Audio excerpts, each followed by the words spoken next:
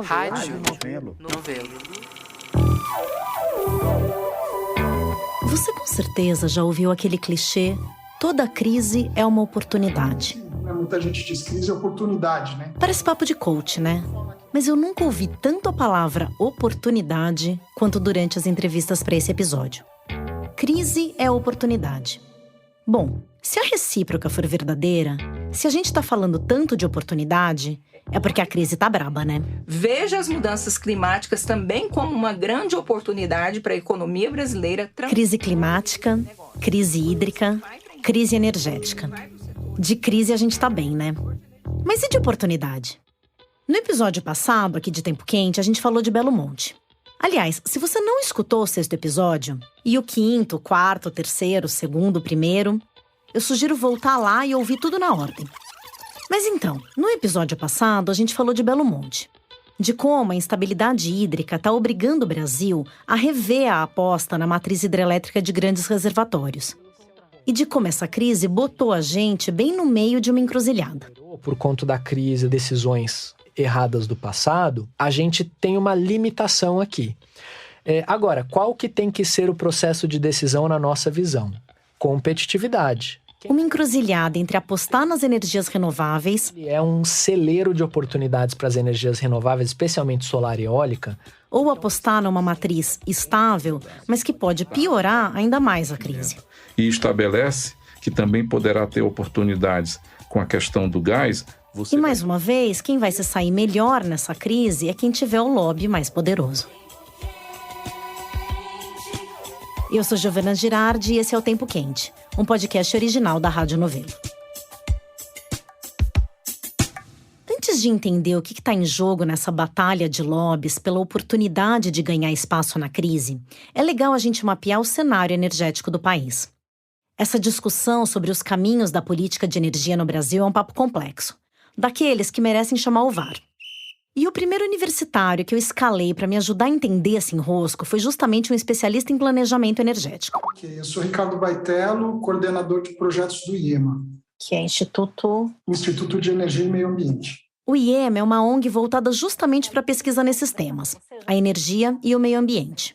E uma das questões que o IEMA tem estudado recentemente é essa reacomodação no cenário da matriz elétrica brasileira. Logo de largada na nossa conversa, o Baitello me lembrou que as decisões do setor não necessariamente passam por aspectos técnicos. A gente também sabe que o que aconteceu em Belo Monte, né, por mais que se viesse com argumentos técnicos, era muito difícil, né, era impossível dissuadir o governo de que aquele empreendimento tinha que ser construído. Havia muitos argumentos técnicos, né, principalmente em relação ao perfil de energia que o Brasil precisava, né, ou seja, não mais uma hidrelétrica que não traria diversificação, e sim outras fontes que poderiam, como se dizia na época, preencher o vale dos meses mais secos, que seria mais eólica e mais biomassa, mas esse argumento não foi suficiente, né? Tinha uma questão de arranjos políticos ali que estavam sendo atendidos para a construção de Belo Monte. Então, arranjos políticos que estavam sendo atendidos. Quer dizer? Sem dúvida nenhuma é um lobby, né? Tá, mas antes de chegar nos lobbies que estão se articulando hoje, vamos voltar um pouquinho no tempo. Para antes da retomada do projeto de Belo Monte, para uma velha conhecida nossa aqui já, a crise hídrica de 2001. Aquela em que o governo Fernando Henrique proibiu até jogo de futebol depois do pôr do sol para poder economizar energia. Eu diria que em 2001 foi a primeira vez em que fez bastante sentido diversificar. Era, de fato, um contrassenso você ter um país que já era uma das maiores economias do mundo, dependendo só de um recurso natural e que não tinha um comportamento tão linear, né, e tão regular quanto os nossos modelos do governo previam. No episódio passado, a gente falou de como a matriz elétrica do Brasil, há tempos, é muito limpa por causa da presença maciça de hidrelétricas. Mas em 2001, quando teve a crise do apagão, uma das saídas rápidas para deixar o sistema elétrico do país mais robusto foi construir termoelétricas que pudessem ser acionadas em caso de necessidade, como durante as crises hídricas, por exemplo. E aí o sistema, que era basicamente hidrelétrico, passou a ser hidrotérmico. Naquele corre para tentar evitar um apagão geral, passou tudo quanto é tipo de termoelétrica.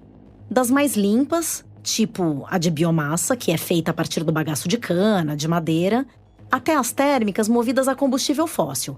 a óleo combustível, a carvão, que são as duas fontes mais poluentes e muito mais caras, e também a gás natural. Só que a regra naquele momento era que a maioria dessas usinas termoelétricas ia ser flexível. Ou seja, elas iam ser acionadas só quando os reservatórios de água tivessem ficando muito baixos. Na crise de 2001, as termoelétricas tinham uma vantagenzinha técnica. É que elas são obras mais fáceis de construir. Só que a gente sabe que as hidrelétricas nunca deixaram de ser planejadas. Em parte por causa da insistência do pensamento barrageiro no Brasil, e em parte porque o custo da energia gerada pelas hidrelétricas ainda era muito competitivo. E tudo isso acabou fazendo com que outras fontes mais limpas, tipo a eólica e a solar, demorassem para entrar no jogo. Aqui de novo, Ricardo Baitello. Antes de 2001, de fato, era difícil emplacar, argumentar que o prejuízo estava sendo grande, argumentar para além do escopo climático. Mas após 2001 já se passou a investir em eólica e o jogo começou a mudar. Então, sem dúvida nenhuma, o Brasil demorou. Hoje, o próprio setor solar fala isso, que a fonte solar foi a mais prejudicada nessa priorização aí de renováveis que receberiam a atenção política do governo. Nós só começamos efetivamente a desenvolver essa tecnologia, não foi no início dos anos 2000, não, foi na metade dos anos 2010. Esse é o Rodrigo Sawaia, presidente da Absolar, que é a Associação Brasileira de Energia Solar Fotovoltaica. Então o Brasil, ele é um bebê, um novato no uso da energia solar. E apesar disso, o nosso país saltou em 2017 da 26ª posição no ranking dos países que mais usam energia solar. Hoje nós estamos na 13ª, quer dizer, já subimos 13 posições nesse ranking, e o Brasil está correndo mais rápido que o mundo. Ano passado nós fomos o 4º país que mais instalou energia solar no planeta. Começamos tarde e por isso perdemos tempo e agora estamos correndo atrás desse atraso. Correndo atrás do atraso. Isso porque a única renovável que recebia atenção política do governo aqui no Brasil, a gente já sabe, era a hidrelétrica. O fato do Brasil ter se dedicado apenas às hidrelétricas lá atrás tem justificativas técnicas, econômicas e até mesmo sociais. Essa é a Elbia Ganum, presidente da Abeólica, que é a Associação Brasileira de Energia Eólica. Então, o Brasil deveria ter aprendido ali no início dos anos 2000 que a diversificação era necessária. E a diversificação naquele momento significou basicamente termoelétrica. Até porque tinha um outro fator muito importante. No passado, a energia solar, e isso passou também pela energia eólica, essas tecnologias eram vistas como caras. A tecnologia eólica custava 6 vezes mais a hidrelétrica. Só que no resto do mundo, em boa parte por causa da pressão climática, as energias eólica e solar começaram a se expandir ao longo dos anos. E isso barateou em muito o preço delas. Mas elas tiveram uma evolução e uma redução de preço ao longo dos anos impressionante. No caso da energia solar, ela saiu da posição de ser uma fonte cara e inacessível. Hoje ela é a fonte mais barata do Brasil e a mais barata em vários países do mundo. Porque 2008, 2009, as eólicas já se tornaram muito competitivas.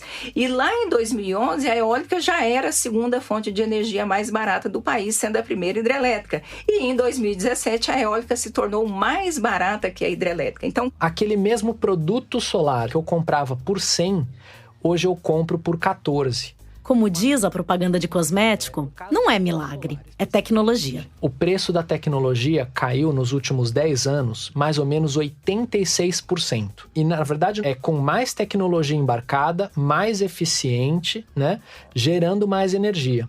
Então, essa transformação, que é fruto da ciência aplicada, da tecnologia e dos processos industriais cada vez melhores, ganho de escala do setor, fez com que a solar entrasse num novo patamar. Essa diminuição do preço é muito importante para essas fontes limpas serem também competitivas no mercado. O que é bom para a gente na hora de pagar a conta de luz e é importante também para o meio ambiente. Isso porque a expansão do sistema energético brasileiro costuma ser definida em leilões, onde quem tem o preço mais baixo leva. Então, nos últimos anos, a solar e a eólica finalmente começaram a crescer por aqui. Hoje, cerca de 80% da matriz elétrica brasileira é renovável. A maior fatia, claro, continua sendo das hidrelétricas, mas a eólica e a solar vêm crescendo muito, e a biomassa ajuda a complementar a porção renovável da matriz. Quando eu tô gravando esse episódio, em junho de 2022, eólica e solar juntas respondem por cerca de 15% da capacidade instalada no país. Há 10 anos, a eólica representava pouco mais de 1% da capacidade. Solar era praticamente nula. Hoje, a solar ainda responde pela menor fatia, cerca de 3% da capacidade. Isso é o que as usinas conseguem gerar. Mas quando se considera também a chamada geração distribuída, que é aquela energia gerada em painéis solares particulares, em casas ou comércio, por exemplo, aí a solar já responde por quase 8% da matriz elétrica. De todo modo, foi a eólica que deu o maior salto nos últimos anos. E a região que mais puxou esse crescimento foi o Nordeste. Quase 90% das usinas eólicas em operação no Brasil estão lá. Em 2021, no auge da última crise hídrica, teve um momento que cerca de 20% de toda a demanda elétrica brasileira foi suprida pelas eólicas, que estavam rodando a todo vapor no Nordeste. O boom de eólica no Brasil tem a ver com uma reunião que aconteceu no Banco do Nordeste, eu estava presente. Mais um peso pesado para ajudar aqui no VAR da matriz elétrica, o Sérgio Leitão. Como foi? Juntando todos os governadores para falar da importância de você ter energia eólica. E dali, o Banco do Nordeste começa a fazer o quê? Financiar empreendimentos eólicos com taxa abaixo do mercado. Na prática, um subsídio.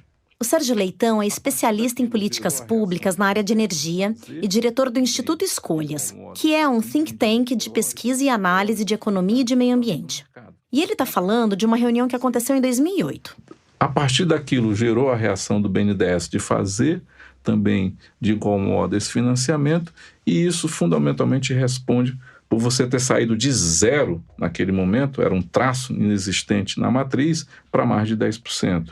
Mais de 10% no começo de 2021, mas que quase dobrou durante a crise hídrica ao longo do ano, como eu disse agora há pouco. E que tem potencial para gerar muito mais. Eu sou cearense, portanto eu entendo do sol e do vento do estado. Assim. Morando em São Paulo eu sinto falta dos dois, sob a minha pele. Aí como eu sou um cearense e a gente é sempre muito crente das coisas que vêm dos céus, elas caem do céu, A gente só precisa cuidar bem delas. Então, por que a gente vai render obra e graça às térmicas se a gente tem ali no Nordeste todo esse potencial que faz, inclusive, o Nordeste ter capacidade de ser a OPEP dos ventos e do sol? O Nordeste tem a capacidade de ser a OPEP dos ventos e do sol. A OPEP, para quem não lembra, é a Organização dos Países Exportadores de Petróleo. Na analogia do Sérgio, o Nordeste pode ser um exportador, entre aspas, de energia limpa para o resto do país. E se tem a capacidade de ser, por que não é ainda? De novo, a Elbia Ganu, da Abeólica. Porque existe um falso problema no setor de energia, que é você dizer que as fontes renováveis, como eólica e solar, que elas são intermitentes e que elas precisam de base firme para que a gente tenha segurança no sistema. É aquela história, nem sempre venta, nem sempre faz sol. Mas a Elbia está dizendo que esse, na verdade, é um falso problema. Porque a gente já tem uma estrutura de matriz com hidrelétricas com reservatório. A hidrelétrica faz esse papel de segurança, de flexibilidade que o sistema precisa. E você já poderia fazer toda a sua expansão de energia elétrica com fontes renováveis não controláveis, que são essas fontes eólica e solar. Quer dizer, para esse papel de segurança, o Brasil pode contar com as próprias hidrelétricas que já existem, desde que elas sejam poupadas. E elas podem ser poupadas justamente com o uso maior das tais fontes não controláveis ou intermitentes. E mesmo essa palavra intermitente já vem enfrentando uma resistência.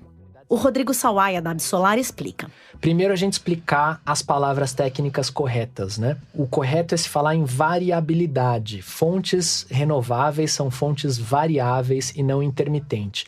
O intermitente é 0 ou 1, é ligado ou desligado. O variável, ela pode variar ao longo do dia, ao longo do mês, ao longo do ano, ao longo da semana, etc. Parece cricrisice do Rodrigo, Mas eu entendo o ponto dele. As palavras carregam um peso com elas. Quer dizer, o sol, o vento, a chuva, depende se você está na estação seca, na estação úmida, se você está na safra, na entre-safra, ou nos períodos de mais vento e mais sol, ou menos desses recursos. Entre abundância de vento e sol e a ausência delas, tem vários tons de cinza, né? Mas eu vou dizer para vocês o seguinte, os recursos fósseis também são muito variáveis. Porque quanto que é o preço de um barril de petróleo? Quanto que é o valor do câmbio de amanhã, daqui a 1 ano, daqui a 10 anos? Ninguém sabe. Então, os recursos fósseis são variáveis economicamente. Ao passo que os recursos renováveis, eles são variáveis no seu recurso natural, né? Bingo! Fez todo sentido para mim. Riscando de vez aqui a intermitência do meu vocabulário. Pelo menos quando eu for falar de renováveis. Agora, é claro que o Rodrigo e a Elbia concordam no ponto central dessa história. O esteio, o suporte dessas renováveis são as hidrelétricas que nós já temos construídas, com os seus reservatórios. Então, nós estamos numa situação privilegiada. Poucos países do mundo têm essa base renovável que a gente pode utilizar como suporte. Pô, parece bom, né? Tamo resolvido? Vamos fechar aqui então com base de hidrelétrica, complementar com eólica e solar. E nós temos a biomassa também, não podemos esquecer dela. Beleza. Botando biomassa aqui também para conta fechar e pronto. A gente tem 100% da matriz elétrica brasileira limpa e renovável. Opa, vamos terminar esse episódio curtinho então. Brincadeira, volta aqui. Claro que não podia ser tão simples, né? Tem mais gente querendo um espacinho de oportunidade nessa crise. Então eu queria te apresentar mais um personagem nessa história. O jabuti. Não virou fábula, não. Nem podcast de fauna brasileira. Ó, mas fica aí a ideia para uma segunda temporada. O jabuti dessa história é uma espécie bem típica da legislação brasileira. Para quem não sabe, jabuti é um apelidinho para emendas que são enfiadas sorrateiramente em projetos de lei ou em medidas provisórias, mas que não tem nada a ver com o conteúdo original da legislação. Tipo, vamos supor que esteja sendo discutida uma lei sobre recursos para educação e alguém vai lá e entuxa no meio uma nova regra para, sei lá, liberar agrotóxicos. Acho que nunca foi feito exatamente desse jeito. Espero, melhor não dar ideia. Mas deu para entender, né? O jabuti é uma espécie de contrabando que os parlamentares fazem. A ideia é pegar uma lei que esteja sendo votada naquele momento e camuflar, sem discussão, na miúda mesmo, alguma legislação que não tenha nada a ver ali no meio. Num esquema tipo, ninguém lê o que tá assinando, vai que cola, né? Agora, por que batizaram esse tipo específico de falcatrua com o nome de um bichinho tão simpático? Diz a lenda que quem cunhou a expressão foi o Ulisses Guimarães, o deputado que liderou a Constituinte de 88. E que a frase inteira era assim: jabuti não sobe em árvore. Se tá lá, ou foi enchente, ou foi mão de gente. Bom, o nosso jabuti oportunista aqui até tem a ver com a crise climática, mas não é obra de enchente. Ele foi colocado por mão de gente na medida provisória que autorizava a privatização da Eletrobras, a maior empresa estatal de energia do país. Eu não vou entrar aqui no mérito se a Eletrobras deveria ou não ser privatizada, porque isso é um papo que renderia um podcast todinho só para ele. Aqui vou focar só no jabuti, tá?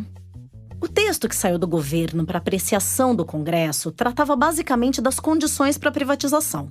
Mas no vai e vem de um texto escrito a muitas mãos, o que é do jogo, surgiu um artigo nada a ver que estipulava que, com a privatização da empresa, ia vir junto a construção de um monte de termoelétrica a gás.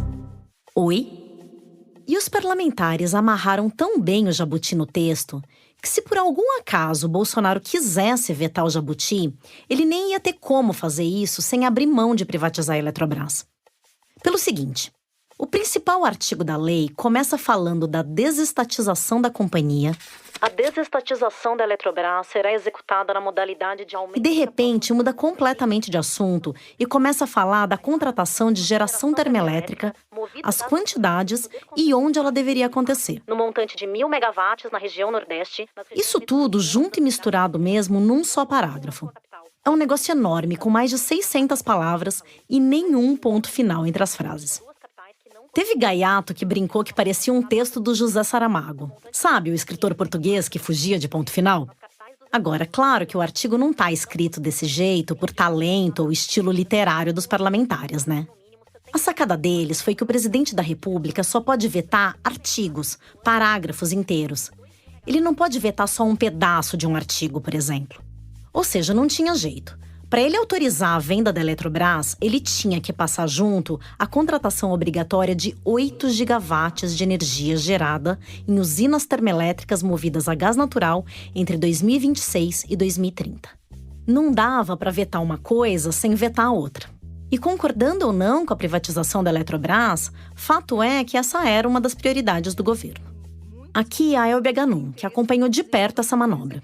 Naquele momento, o Poder Executivo estava muito empenhado em aprovar a lei da Eletrobras. Ele estava enxergando o projeto da Eletrobras como a última chance de fazer a capitalização. Então, ele ficou entre, ou eu aceito 8 gigawatts de termoelétrica e aprovo a capitalização da Eletrobras, ou eu não vou ter capitalização nunca mais. O Poder Executivo foi sinucado nessa discussão e aí ele tomou o partido de aprovar a Eletrobras, ainda que ela viesse com alguns jabutis. Essa foi a verdade.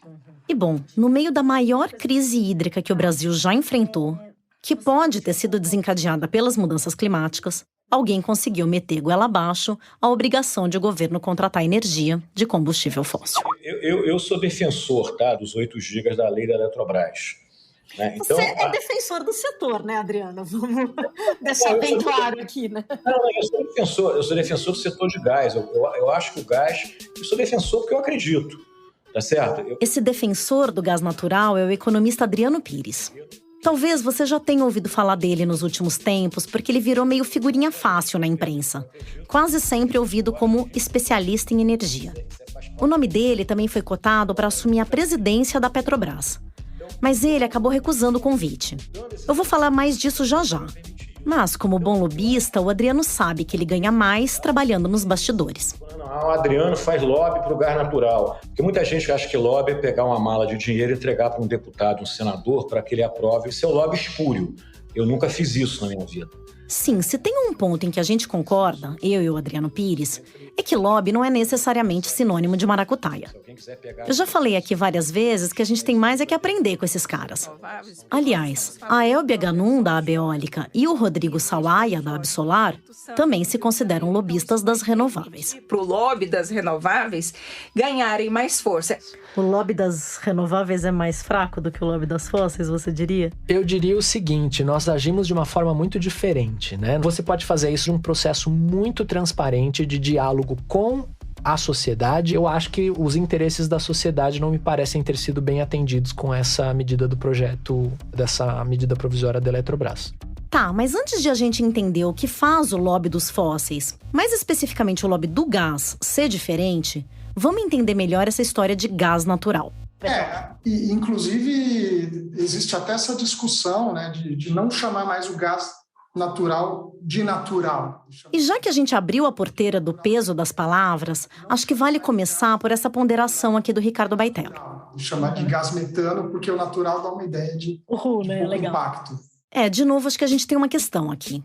O natural do gás natural tá tipo o natural daquele sanduíche natural com maionese e salaminho, né?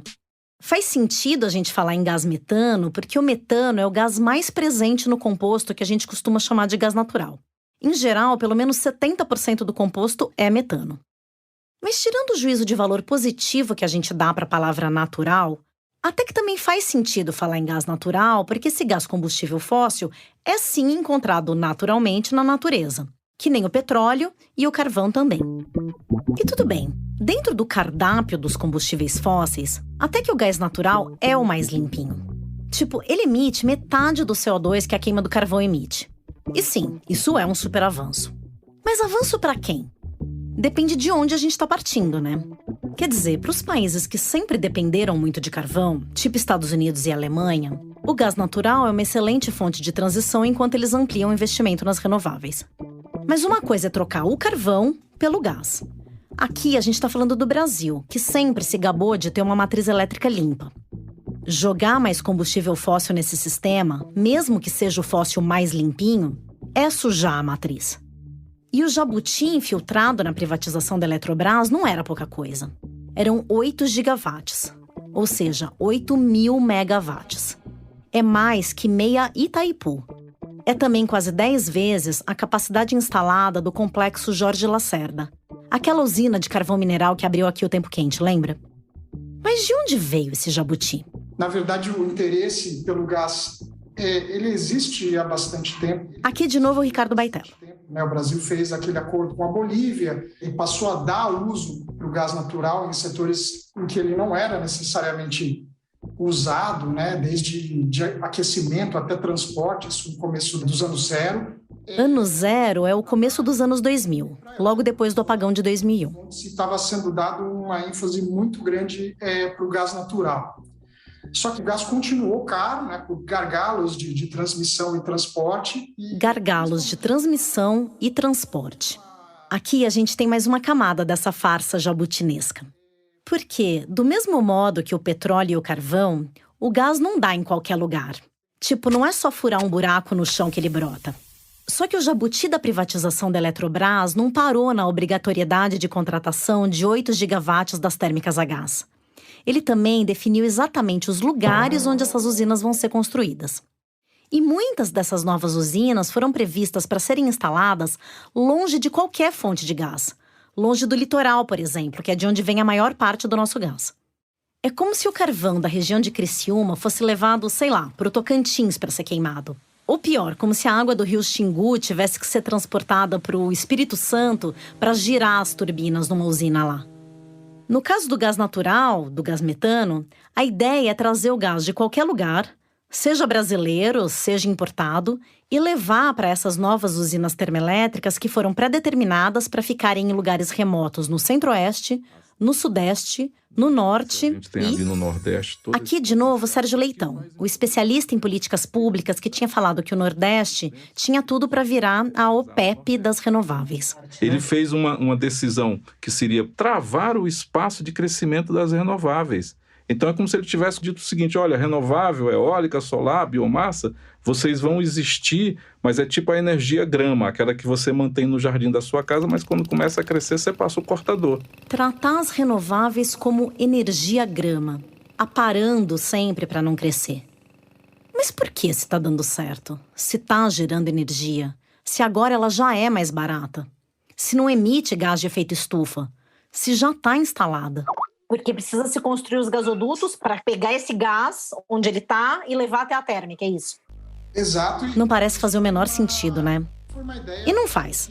Quer dizer, se você pensar do ponto de vista ambiental, não faz. Do ponto de vista econômico, não faz também. Pera, aí depende. Ponto de vista econômico de quem? E aí outro mercado que está se falando em torno do gás é da construção dos gasodutos. Exatamente. Foi uma ideia, obviamente, de aumentar a malha e infraestrutura de gás, né? Que aí seria um outro investimento que viria diretamente para a conta de luz, né? Vai ter muito gasoduto para ser construído. E quem vai pagar a conta desse tanto de obra, a gente já sabe. Eu, você, todo mundo. Agora, só imagina o custo disso. Bom, na verdade, nem precisa imaginar. Alguém já calculou. E já tá dando um jeito de viabilizar a grana. Em maio, quando eu estava terminando de escrever esse episódio, deputados do Centrão estavam tentando emplacar um outro jabuti.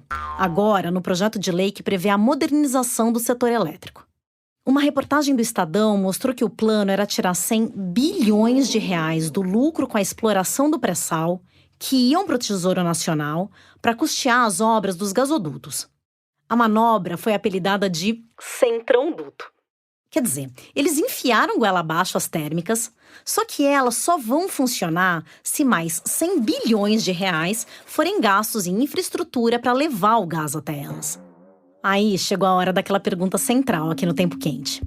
Quem é que tá ganhando com isso? Eu fiz essa pergunta para o Sérgio Leitão. Tá aí os escândalos que não me deixam mentir. E agora, quem é que se beneficia com o gás? Nas discussões era o S do OAS, que é o grande beneficiário, né, das usinas térmicas no Nordeste. O tal do Soares? O Carlos Soares. Carlos Soares, que é conhecido no meio como o rei do gás. A reportagem do Estadão revelou que o Carlos Soares é sócio de 8 empresas que têm exclusividade na distribuição de gás exatamente nos estados do Norte, do Nordeste e do Centro-Oeste, onde essas novas termoelétricas devem ser construídas. Ele é o principal beneficiário tanto do jabuti na lei da Eletrobras, quanto desse novo jabuti dos gasodutos. O S do Soares continuou no nome da empreiteira OAS, mas ele mesmo deixou a empresa no fim dos anos 90 para tentar uma carreira nova no setor de energia. E dá para dizer que ele se deu bem, viu? Eu tentei ouvir o Soares aqui pro Tempo Quente sem sucesso. Mas acho que não era nada pessoal, não, porque ele realmente não dá entrevista. Na verdade, ele raramente aparece em público. Agora, eu conversei com um cara próximo do Soares. Eu faço um lobby de ideias. Então eu defendo as minhas ideias, defendo elas há 30 anos, há mais de 30 anos. Sim, o lobista Adriano Pires, que apareceu agora há pouco aqui, o defensor do gás. E eu nunca atendi empresa estatal, nunca atendi governo, e nunca atendi governo nem federal, nem municipal, nem estadual. Eu nunca emiti uma nota fiscal contra governo federal, governo estadual, governo municipal e estatais. Eu nunca ganhei R$1 da Petrobras, nunca ganhei R$1 da Eletrobras. Todos os meus clientes são privados. Tá certo? Tá certo. Mas a empresa do Carlos Soares, por exemplo, é uma empresa privada que vai se beneficiar de uma lei pública. E bom, daqui a pouco nem a Eletrobras vai ser mais uma empresa pública, né? A privatização da Petrobras também está a caminho. O Adriano Pires é sócio fundador e diretor do Centro Brasileiro de Infraestrutura, que tem esse nome que parece de estatal, mas na verdade é uma consultoria privada que presta serviços para clientes do setor de óleo e gás, tipo o Carlos Soares. Lembra que eu falei que o Adriano tinha sido cogitado para assumir a presidência da Petrobras? Na mesma época, o Rodolfo Landim, que é presidente do Flamengo, o clube de futebol, também foi indicado, mas para a presidência do conselho da empresa.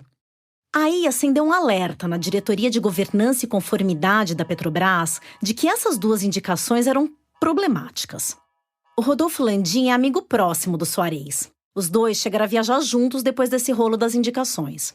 E ele também enfrenta vários processos na justiça que atestam a relação deles. Quer dizer, os cargos mais altos da Petrobras, a empresa que comercializa e dita os preços do gás no país, podiam ser ocupados por pessoas ligadas a um empresário que tende a se beneficiar com essas decisões. Nesse caso, o compliance falou mais alto e os próprios convidados pularam fora antes. E ficou tudo bem, né? Porque o lobby do Adriano Pires só atende empresa privada. E a relação privada é uma relação que você tem cláusula de confidencialidade. Se eu abrir um contrato de um cliente meu, ele pode me processar. Então, esse lobby, vamos outra vez, lobby espúrio, como é que eu faço? Eu faço um lobby de ideias. Eu defendo as minhas ideias. Beleza. E quais são essas ideias? O Canto da Sereia do Adriano Pires lembra muito o discurso que a gente já ouviu lá no episódio 1, com o Fernando Zancan do Carvão. Os dois jogam a carta da segurança energética. A política elétrica do Brasil está equivocada, está errada. A gente tem flertado com racionamento desde o Fernando Henrique. No Fernando Henrique a gente teve racionamento porque a gente não tinha térmica. Agora, no passado, onde bateu na trave e só não foi gol porque tinha térmica. Mas o que acontece? Hoje no Brasil, você tem uma política energética, então, que você é muito refém do clima. Ou seja, quando para de chover, todo mundo entra em pânico, vai faltar energia. Por quê? Porque ainda hoje, no Fernando Henrique, 80% da geração era com água. Agora é algo como 60%, 65%. Está diminuindo. Mas o problema todo é o seguinte, é que o Brasil está refém de clima, por quê? Porque O Adriano Pires está certo. O Brasil está refém do clima na questão energética. A gente viu isso aqui nos 2 últimos episódios. Agora, a solução para esse sequestro do clima é que não está fazendo muito sentido.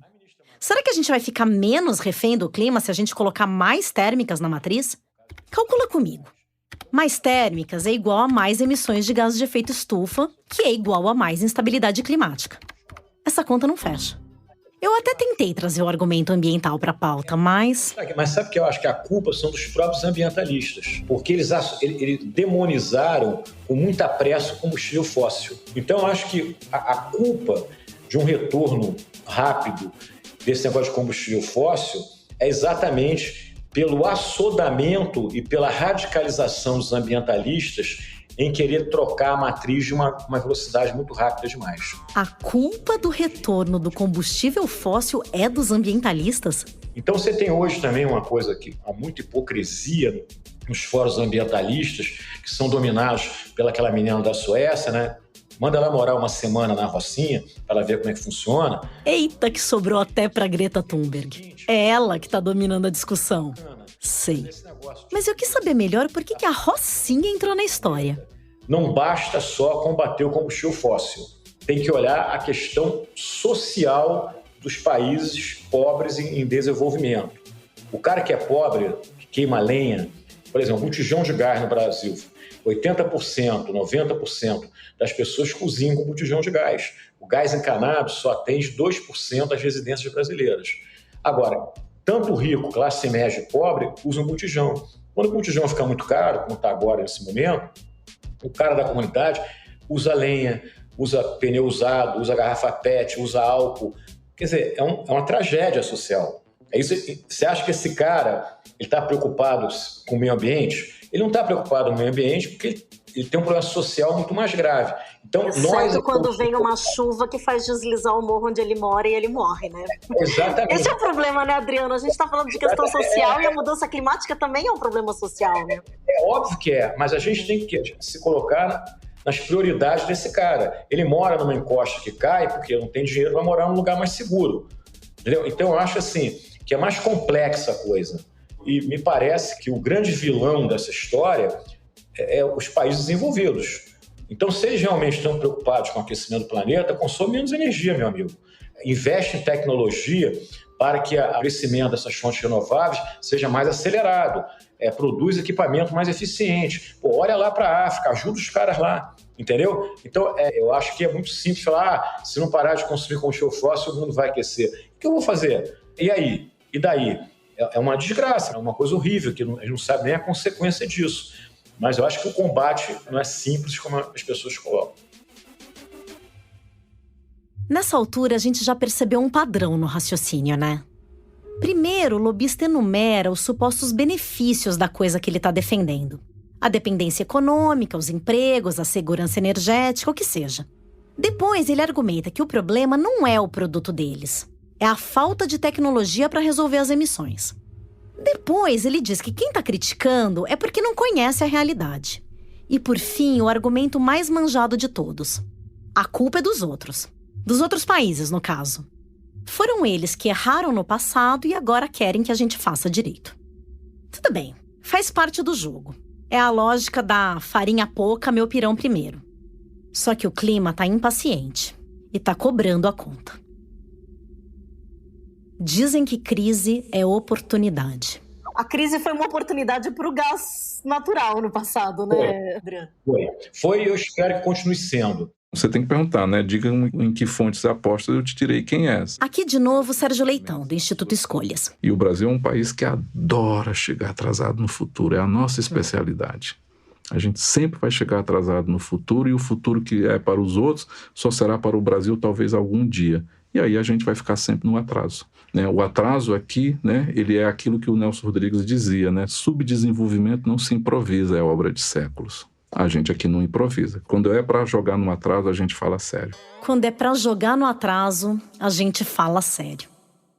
Pensa quanto que não dava para a gente bombar a matriz energética brasileira com vistas para o futuro, mirando no carbono zero, se a gente investisse esse dinheiro no lugar certo. No ano passado, por exemplo, aconteceu uma coisa péssima. De novo, Rodrigo Sawaia, da Absolar. A gente estava batendo recordes de geração de energia solar e energia eólica no Nordeste, e parte dessa energia elétrica, no meio da crise hídrica, a gente não conseguia trazer para o Sudeste porque faltava a linha de transmissão. As linhas de transmissão, elas funcionam também como uma rede de segurança.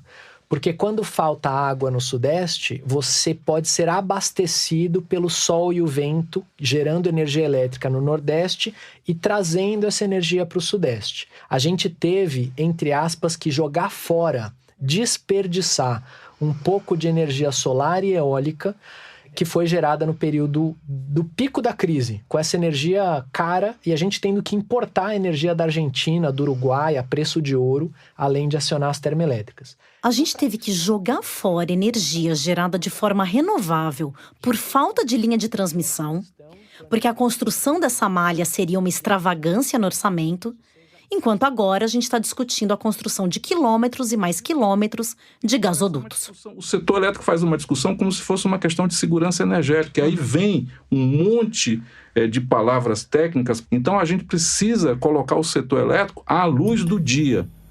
A gente precisa iluminar. Sem trocadilho. Porque com todos os trocadilhos, porque esse setor vive nas trevas, né? E ele mantém a população afastada. Ele cria uma blindagem técnica para dizer, só eu entendo. Só eu entendo de segurança energética, só eu entendo do que é intermitência, só eu entendo do que é variabilidade, né? Deixa com a gente aqui, o nosso clube resolve. Quando o clube resolve, pode sacar seu cartão de crédito que você vai pagar a conta. Que a gente vai pagar a conta, a gente já sabe. Mas será que a gente tem noção do quanto? Quando o país vai para a térmica, a conta de luz vai subir, porque você está entrando no mercado que é comoditizado, que é dolarizado. Esse preço vai ganhar uma dimensão que é aquele que a gente já reclama hoje em relação ao preço da gasolina. A conta de luz sobe em função da variação do dólar. Hoje pode ser 10, amanhã pode ser 15. E tem mês que as pessoas não conseguem pagar a conta de luz. E nós vamos chegar a essa realidade no Brasil. Se a gente depender mais de gás. Mas nós vamos depender, em função da decisão do Congresso e em função daquilo que está no planejamento energético, é caso pensado, é absolutamente crime premeditado que nós vamos ter isto acontecendo no país, a não ser que a gente reverta. E no Nordeste é a mãe de todas as batalhas da transição energética. Se a gente perder essa guerra no Nordeste, onde tem sol, onde tem vento, onde a gente vai ganhar? Ali a gente vai ter que guerrear, para poder fazer isto se reverter. O Nordeste, que concentra cerca de 90% da geração de energia eólica do país e cerca de 70% da solar, vai ter que abrir espaço a fórceps para encaixar essas novas usinas termoelétricas por causa do jabuti do legislativo, sem leilão nem nada. Acontece que os deputados que meteram jabuti na lei da privatização da Eletrobras tiveram mais uma sacada de mestre. Lembra que eu falei que lá na crise hídrica de 2001, quando o governo contratou na emergência um monte de termoelétrica, elas eram flexíveis? Ou seja, elas só eram ligadas em caso de necessidade? Bom, a nova lei não só obriga a contratação dos tais 8 gigawatts de térmicas a gás, como diz que elas serão, em sua maioria, inflexíveis. Ou seja, elas podem ficar ligadas direto. E isso vai ter vários impactos. A gente já falou de um deles, o valor da construção dos gasodutos. Mas a mera operação dessas usinas, se elas conseguirem funcionar, pode implicar um gasto adicional de algumas dezenas de bilhões de reais para o sistema elétrico. Quem fez essa conta foi o próprio governo, a empresa de pesquisa energética, no Plano Decenal de Energia que foi lançado em abril de 2022. Eles compararam um cenário normal, digamos assim, em que as contratações de novas fontes para a expansão da geração de energia fossem decididas somente pelo preço delas, com esse novo cenário que considera algumas mudanças, sendo que a principal delas é a obrigação de térmicas a gás. Esse novo cenário terá uma continha extra de 52 bilhões de reais. E isso em boa parte por causa das novas termoelétricas. É tipo o couvert artístico do jabuti. E claro que não para por aí, né?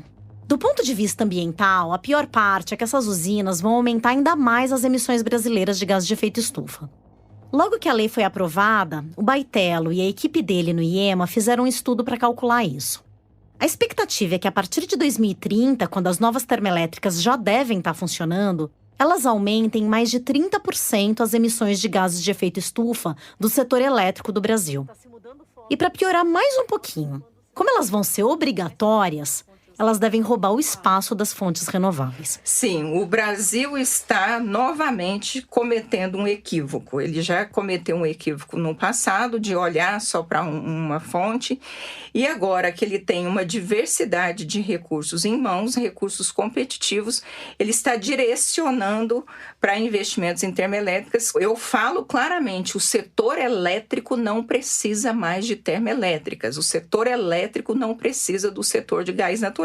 O que o Brasil precisa realmente fazer é a expansão a partir das suas renováveis. Essas termoelétricas vão sim tomar o lugar das renováveis. 8 gigawatts de termoelétrica a gás natural significa menos 8 gigawatts de energias renováveis, que é no Nordeste, que traz crescimento econômico, que traz desenvolvimento, que não tem emissão. Então, de fato, é um equívoco muito grande. Por que ele foi feito dessa forma? Porque se você colocar todo mundo para competir de forma isonômica, talvez não sejam essas as que vão ganhar essa competição justa e leal. Talvez quem vai ganhar a competição justa e leal são fontes renováveis. E aí, então, como é que você justifica a contratação de uma fonte que não ganha na boa competição? A gente sabe que o Congresso Nacional é um ambiente que acaba sendo muito pressionado por interesses particulares, interesses de grupos, de oligopólios. E quando a gente compara, as renováveis, elas ainda são muito pequenas, do ponto de vista de força política, em comparação com fontes fósseis. Força política quer dizer lobby. Na nossa leitura, isso atropelou o planejamento qualificado do setor elétrico brasileiro e, por isso, a gente não pode aceitar essa decisão. O lobby das renováveis pode até ser menos poderoso, mas ele não vai desistir fácil. E eu entendo que a batalha das renováveis ela será vencida, e aí é globalmente falando, não só falando de Brasil, porque não há mais interesse do capital financeiro de investir em recursos fósseis. Então, a partir do momento que os investimentos, que o setor financeiro está dizendo não para os fósseis, o capital é que vai mandar. Então, eu tenho uma visão otimista de que a gente vai vencer essa batalha, porque nós vamos criando cada vez mais forças que vão nos levar para essa direção. Mas, ao longo do caminho, nós vamos enfrentar, sim, muitos desafios, muitas brigas lá em Brasília também. Não dá mais para ter tolerância aos combustíveis fósseis. Você tem que falar de transição energética e transição rápida e fim dos combustíveis fósseis, que é o que... Fim dos combustíveis fósseis. Para mostrar que ela realmente acredita nisso, a Elbia foi além de levar a palavra das renováveis para os 4 ventos. Desculpa, não deu para resistir ao trocadilho. E Elbia, eu soube que você chegou a fazer uma tatuagem contra os combustíveis fósseis. Me conta. É verdade. Depois de participar de tantas discussões, de tantos debates aqui no Brasil, nós temos que declarar tolerância zero aos fósseis, e eu declarei minha tolerância zero aos fósseis. Quando eu viajei para a COP, uma semana antes da COP, eu fiz uma tatuagem escrito Fossil Killer. E isso significa que nós temos que detonar com tudo que é fóssil nesse planeta, porque do contrário a gente não vai alcançar o nosso equilíbrio, que é esse equilíbrio de deixar que a Terra se aqueça no máximo em 1,5 graus. Não dá mais para ser tolerante com os fósseis. Então é Fossil Killer. Onde que é essa tatuagem? No seu braço. No antebraço, né? Aqui. E aí você saiu mostrando o Mookie. Saía mostrando a tatuagem. Falei, você viu minha tatuagem nova? E daí eu tava passando por uma manifestação daqueles jovens. Fossil Killer, a placa deles, e eu mostrando meu braço. Fossil Killer. Foi muito divertido. E a garotada tirando foto do meu braço, tirando foto comigo por causa do Fossil Killer. Essa COP que a Elbia tá falando é a Conferência do Clima da ONU, que aconteceu em Glasgow, na Escócia, em novembro de 2021. Nessa cúpula em que a Elbia saiu mostrando o Mookie tatuado, as expectativas dos ambientalistas estavam bem altas. A esperança era de que o documento final do encontro ia trazer uma mensagem clara, convidando os países a acelerarem a eliminação gradativa do carvão mineral e dos subsídios aos combustíveis fósseis. Mas essa briga ainda vai longe. No mundo todo, principalmente onde esses combustíveis são mais utilizados, muito mais do que no Brasil, aliás, ainda tem muita resistência a pensar num prazo final. Muita gente bota fé na promessa do Net Zero até 2050, quer dizer, alcançar a neutralidade de carbono em menos de 30 anos. E neutralidade nem é zerar as emissões, mas compensar de alguma maneira as emissões que ainda estiverem ocorrendo, plantando mais árvores, por exemplo. O Net Zero é considerado fundamental para estabilizar o aquecimento do planeta em 1,5 graus. Mas até essa promessa ainda está no campo das ideias. Durante a COP de 2021, a pressão foi forte, e o texto da conferência acabou sendo suavizado. Em um dos pontos, os países só foram estimulados a, abre aspas, acelerar os esforços para a redução progressiva do uso de carvão sem abatimento e a eliminação gradual dos subsídios ineficientes aos combustíveis fósseis. Fecha aspas. Esforços para a redução progressiva. Suave demais, né? Parece aquela placa que virou meme. É proibido dançar agarrado, mas se quiser pode. Para piorar, poucos meses depois da conferência, pintou um novo fator para tumultuar ainda mais o cenário. De novo, Adriano Pires. Olha, eu acho que a gente tinha uma visão até a guerra da Ucrânia, e a partir da guerra da Ucrânia, acho que as coisas mudaram um pouco. Até a guerra da Ucrânia, a gente tinha uma visão que o mundo ia abrir mão de petróleo, de gás, de combustível fóssil com uma rapidez muito grande. Então havia uma grande demonização em relação aos combustíveis fósseis, né? Porque todo mundo estava preocupado com o aquecimento do planeta e tinham deixado meio que de lado a preocupação com a segurança energética. Tá, vamos descontar que ele fala como se a preocupação com o aquecimento do planeta e com a segurança energética fossem coisas opostas. E a gente já viu que esse argumento não faz o menor sentido. É completamente possível aumentar a segurança energética de modo justamente a reduzir as emissões. Mas o que o Pires está descrevendo é um quadro que, de fato, pode botar mais água no chope de quem estava esperando o fim dos combustíveis fósseis já nas próximas décadas. A geopolítica da energia está mudando e eu vejo dois grandes movimentos, né? O primeiro movimento é que realmente a transição ela continua, a transição energética, mas talvez ela tenha desacelerado, ou seja, a era do petróleo não vai passar tão rápida como as pessoas estavam imaginando antes da guerra da Ucrânia. A era do petróleo não vai passar tão rápido. Não sei pra você, mas em mim bateu como uma ameaça. E o gás natural realmente passa a ter um papel mais fundamental ainda. Antes, quer dizer, com a política de acreditar que o mundo era global, também na área de energia, fez com que a Europa ficasse refém da Rússia. Então agora a Europa está disposta a encontrar novos fornecedores de gás natural, mesmo que esse gás seja mais caro. A Rússia também sai menor dessa guerra, no sentido da geopolítica da energia, porque apesar dela manter lá a grande reserva de gás, grande reserva de petróleo, ela mostrou que ela é um fornecedor pouco ou nada confiável. Então, todo mundo vai procurar novos fornecedores, nem que para isso tem que pagar mais caro. A tendência, evidentemente, continua sendo de você reduzir o consumo de óleo, mas eu estou dizendo a você que a velocidade vai cair. É isso que eu estou dizendo. A velocidade da redução do consumo do óleo, que já era assim, devagar, quase parando, vai cair. Eu perguntei então para o Adriano como ele acha que ficam os planos globais de alcançar o tal net zero. Eu acho que não faz mais sentido e eu acho que o gás natural passa a ter um papel maior ainda do que tinha antes nessa transição energética e eu acho que você vai ter uma grande diversificação de fontes. Não faz mais sentido. Será que o Adriano Pires está lendo melhor os sinais do mercado que o pessoal do lobby das renováveis? Ou isso é só torcida mesmo para o negócio dele ter vida ainda mais longa? De qualquer jeito, é essa vibe de que não faz mais sentido que está animando o pessoal do óleo e do gás a correr para usar o máximo que puder antes que as regras mudem e as limitações para os fósseis sejam concretas.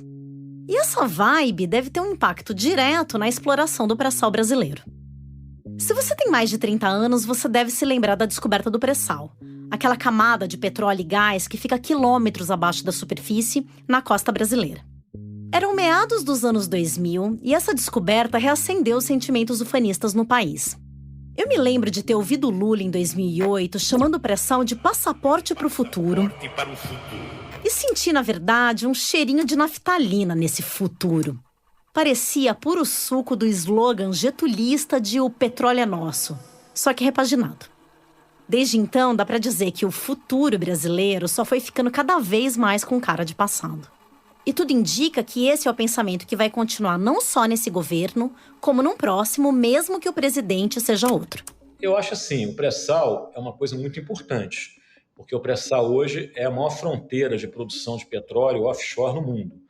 Então, é um petróleo que os campos produzem muita quantidade, os campos são férteis. Então, acho que a gente não pode abrir mão disso. Então, a gente tem que ter pressa de extrair esse petróleo, na medida que o petróleo tende a cada vez valer menos. Acho que o petróleo vai continuar sendo muito importante para a economia brasileira, mas a gente tem que pensar que não é passaporte para o futuro.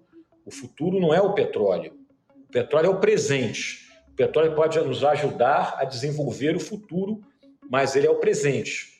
E enquanto a Petrobras corre para usar até a última gota, a tal transição energética vai ficando para trás.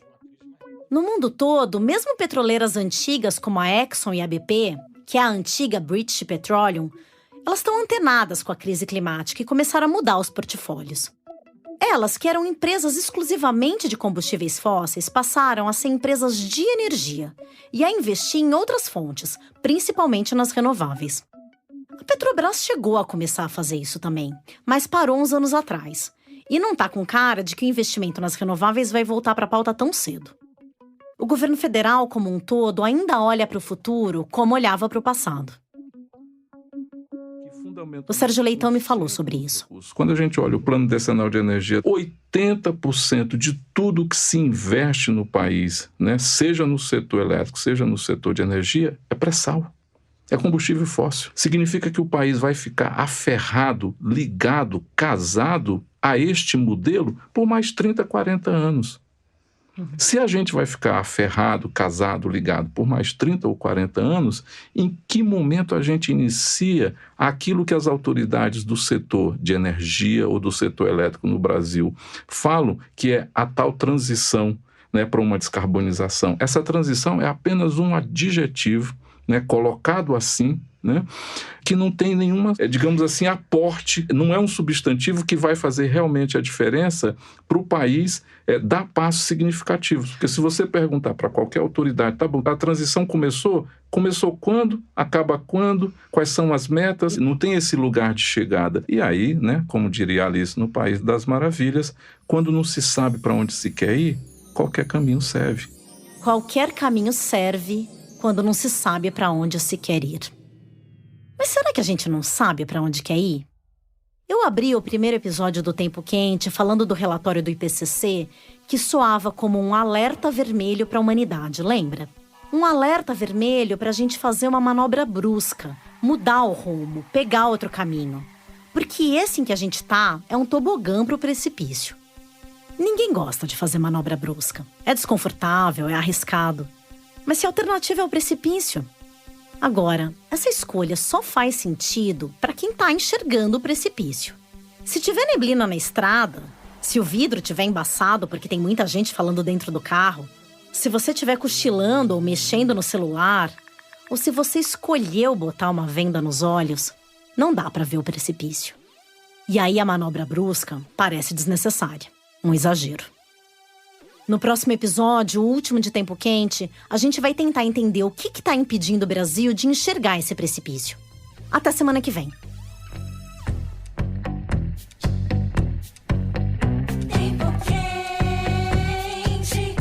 Tempo Quente é um podcast original da Rádio Novelo, produzido com o apoio do Instituto Clima e Sociedade e da Samambaia Filantropias.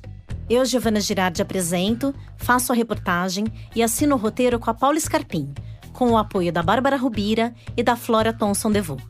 A coordenação do projeto é da Ana Magalhães e da Bárbara Rubira, que também fez produção com a Marcele Darrier. A gente teve a consultoria da Cristina Morim e do Cláudio Ângelo. A direção criativa é da Paula Scarpim e da Branca Viana e a direção executiva é do Guilherme Alpendre. A música original foi composta pelo Arthur Kunz. A edição é do Luca Mendes e a sonorização é da Paula Scarpim e da Júlia Matos. A direção de locução é da Mica Lins. Nós gravamos na Confraria de Sons e Charutos. Nossos transcritores foram Laura Reustab, Nino Bloch, Pedro Gutmann e Rodolfo Viana. A checagem é do Emerson Kimura. A mixagem foi feita pela Pipoca Sound. A estratégia de promoção e distribuição fica por conta da Juliana Jäger e da Fê Cris Vasconcelos. As redes sociais são da Bia Ribeiro e do Eduardo Wolff, com o designer Matheus Coutinho. A edição do nosso conteúdo em vídeo é da Thaís Fernandes. Nossa identidade visual foi elaborada pela Natasha Gompers e o nosso site foi feito pela Paula Carvalho e pela Amanda Gedra. Nesse episódio, usamos áudios da TV Brasil. Na apuração desse episódio, a gente ouviu muito mais gente do que aparece aqui.